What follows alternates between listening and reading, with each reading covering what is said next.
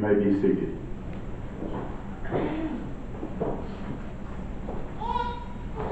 Our text this morning, out of Matthew chapter 26 and verse 46, where we read, "Rise, let us be going. Behold, he is at hand that doth betray me." That passage comes from a part of the story of the cross. Jesus has gone to the Garden of Gethsemane. He's gone there to prepare himself for the ordeal of Calvary.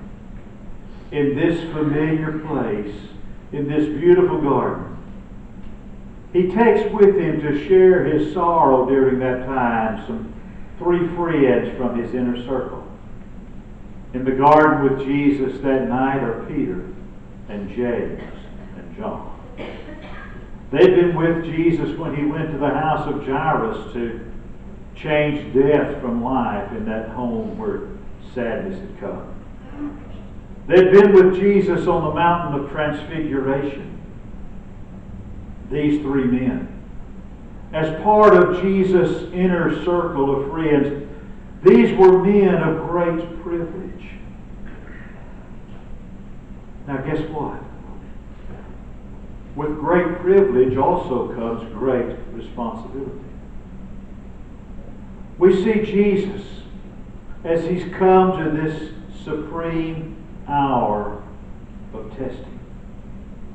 And in this hour of his greatest sorrow, he takes Peter and James and John. Why? Why did Jesus take those 3 men? He took them for their own good. Jesus invited them to go with him to the garden that night so that in his fellowship, in the fellowship of prayer, they might prepare themselves for the awful ordeal that was ahead. Jesus knew something. Something that you and I always learn sooner or later. And that is to go to our task prayerless is to go to our task powerless. Jesus took them because this was their opportunity to get ready for the terrible test that was going to come. You see those men, Peter and James and John, those men had absolutely no concept of what it was they were about to face. And yet what they were about to face was going to shake the very foundations of their being. And Jesus said, "Come and go with me." He asked them to go with him into the garden that night to pray for that hour of prayer so that those men could gather strength. And that strength was not just for them. It was strength for their comrades as well. Because guess what? Their weaker brothers are going to be faced with some very severe trials. Their weaker brothers are going to need some strong human arms and shoulders to lean on. And Peter and James and John could be towers of strength to them. Cowardice is something that we've all seen is contagious. But if cowardice is contagious, so also is courage. No man and no woman can stand in their place and be true in the hour of testing without making those around them stronger. It was during the War of Northern Aggression, one of the first major battles, known as the First Battle of Bull Run. And the armies from the north were routing the Confederate armies of the south. And there on the ridge of a hill, a Confederate general by the name of Thomas Jonathan Jackson ordered his men to turn around and make a stand. And General Bernard Elliott Bee said, "There stands Jackson like a stone wall. Rally around the Virginian." And from that point on, Thomas Jonathan Jackson was known as Stonewall Jackson. He's forever remembered by that name because of the courage that he showed in battle. Jesus took Peter and James and John with him into the garden that night. Those three friends, those men of Jesus' inner circle, were invited to that hour so that they could strengthen themselves, and so they would also have strength to share with their needy brethren when the time came. And yet there was another reason. Jesus invited those men to go with him to the garden, those close friends to share in his agony, because Jesus needed them.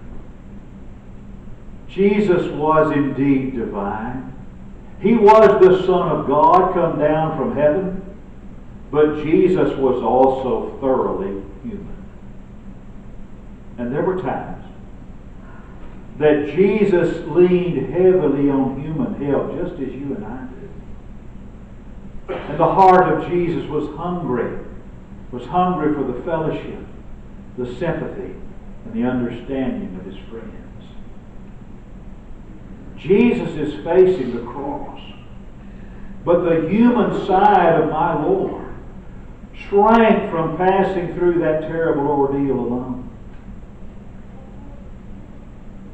Jesus was a sensitive soul. And to the sensitive soul, loneliness is something that can at times be almost unbearable. And Jesus was exceedingly sensitive. Remember his words in John 16, verse 32. Jesus said, "Behold, the hour cometh, yea, is now come, that you shall be scattered every man to his own, and shall leave me alone." Had it not been for the dread of loneliness that he had, Jesus would have never spoken those words. And it's something all of us are aware of. There are two kinds of loneliness. There is physical loneliness. The loneliness that we experience when we are separated from our friends and our loved ones by miles. The loneliness we experience when we have no close contact with our loved ones. In this hour of trial, Jesus dreaded being alone physically, so he took his friends with him.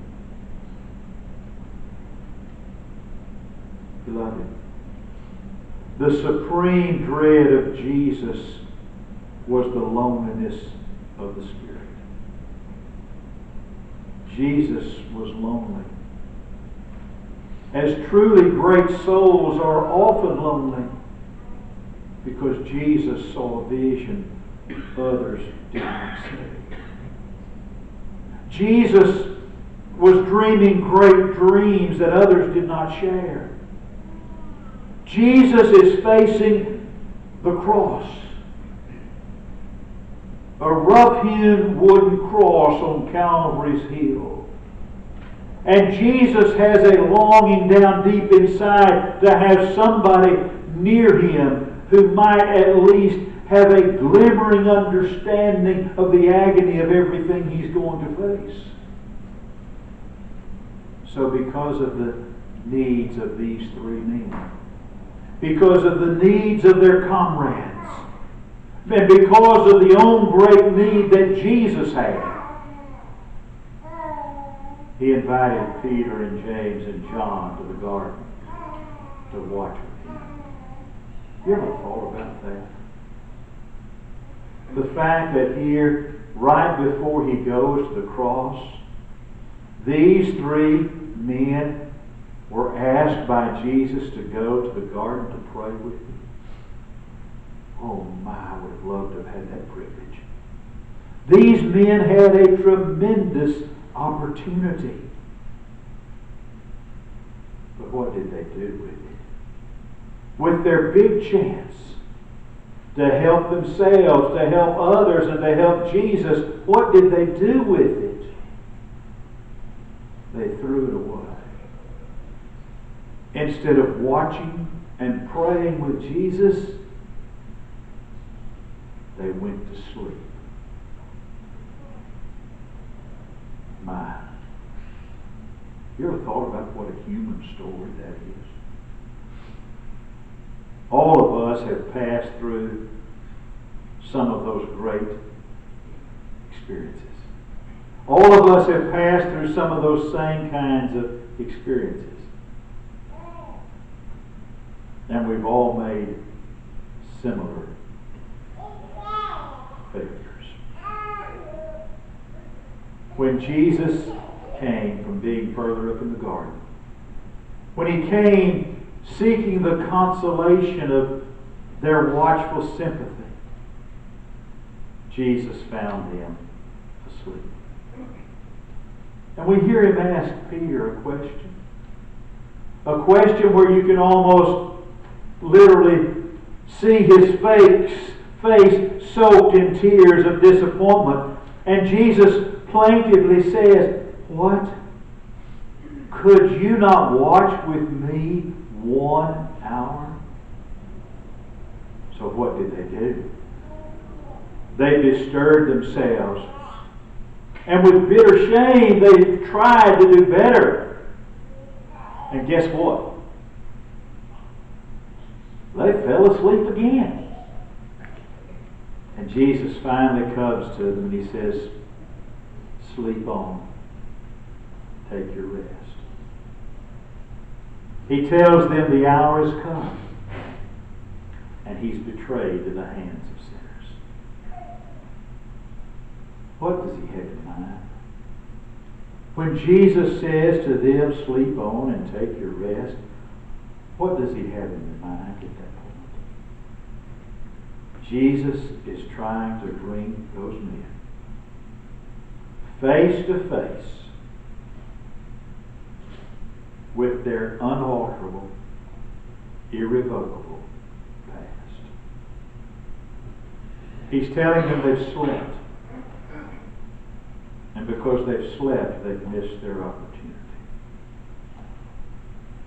He said, as far as this opportunity is concerned, fellas, just keep on sleeping. Here's a startling fact. Are you listening? Day by day, we, you and I,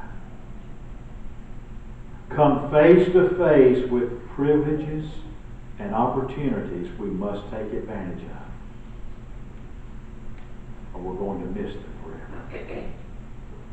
Every hour of every day brings gifts and lays them at our feet.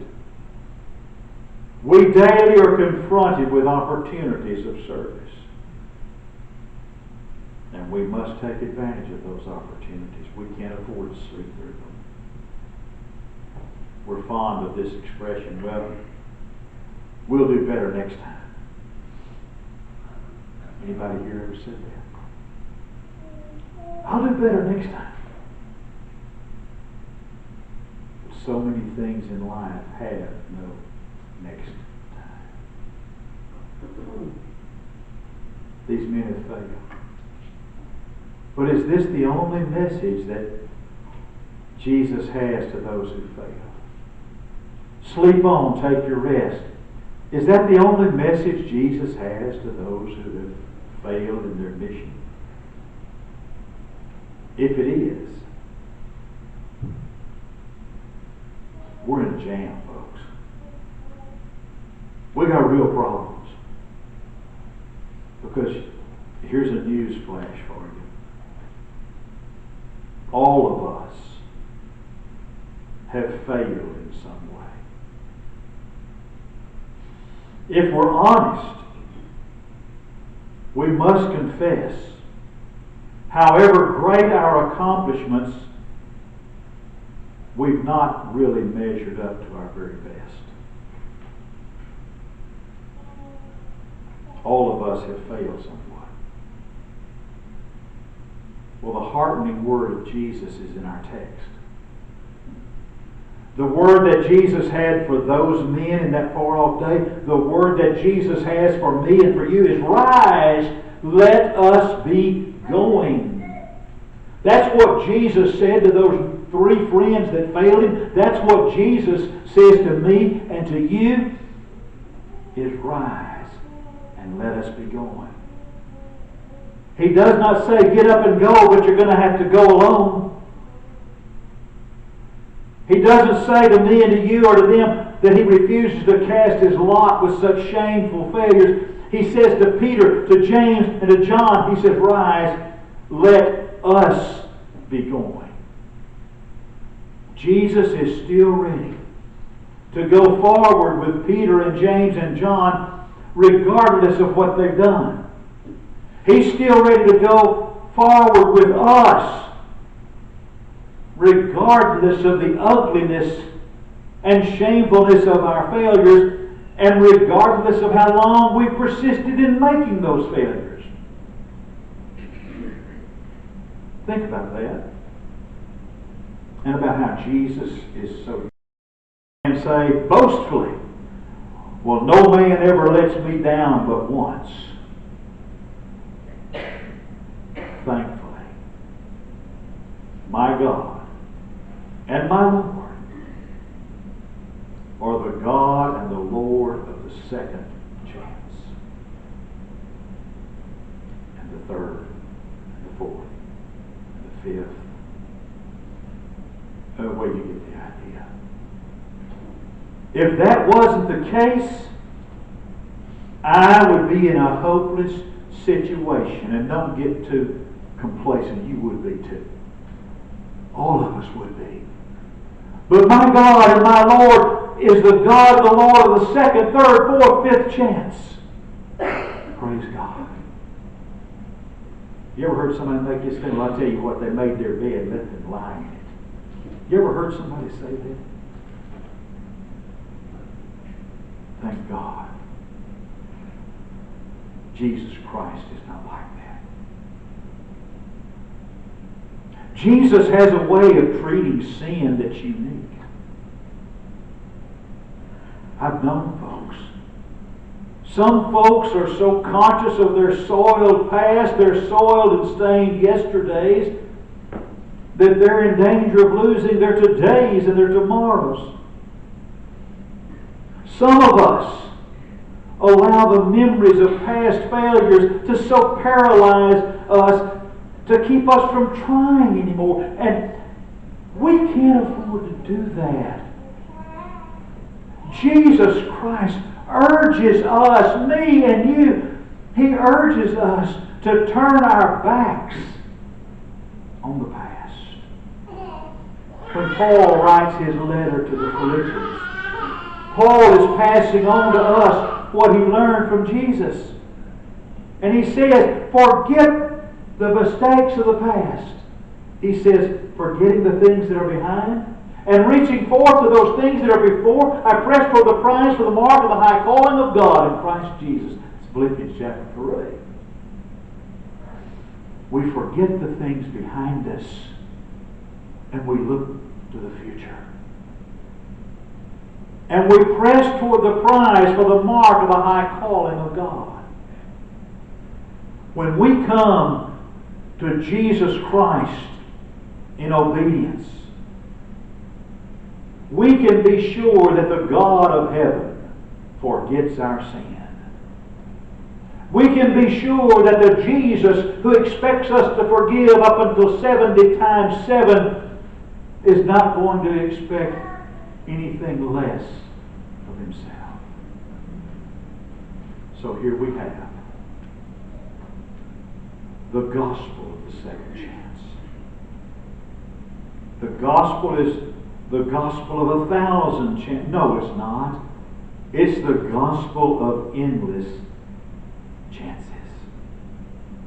No failure ever needs to be final, and no fall has to end in tragedy.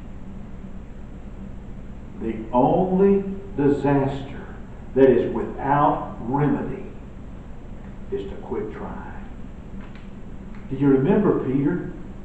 Do you remember Peter that night that he denied Jesus 3 times, and the last time he cursed and he swore?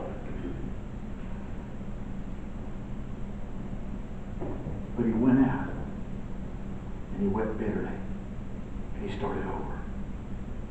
The life of Peter could have ended just as tragically as the life of Judas did if Peter hadn't started over.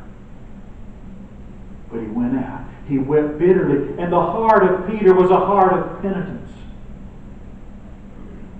Think about Judas for a moment.